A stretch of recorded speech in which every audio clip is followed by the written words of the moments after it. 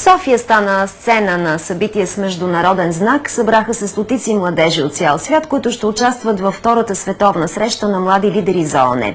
В присъствието на дипломати и посланници днес официално беше обявен стартът на събитието, което ще продължи до 25 юли в НДК.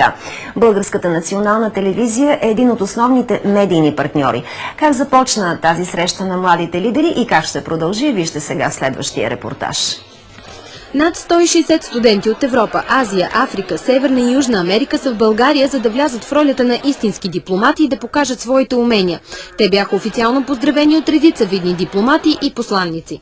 За мен е чест да бъда тук, защото ООН има определяща роля. Тя носи отговорност за поддържането на световен мир, защитата на човешките права и развитие. Всеки състезател ще трябва да брани вътрешната и външната политика на държавата членка, която е избрал. И по правило никога своята родна страна. Аз ще представлявам Чехия в Комитета по сигурност и разоръжаване и от тази гледна точка ще се опитам да защитавам европейската, както и чешката позиция, разбира се. Аз ще защитавам Косово, защото представлявам Великобритания и интересите ни в тази област, защото, както знаете, тя призна тяхната независимост.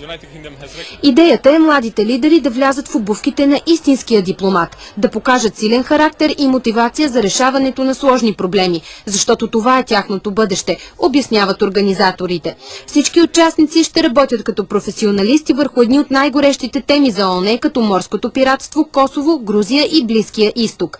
Рано сутринта в понеделник започват срещи с специалисти, дипломати, журналисти и членове на международни организации.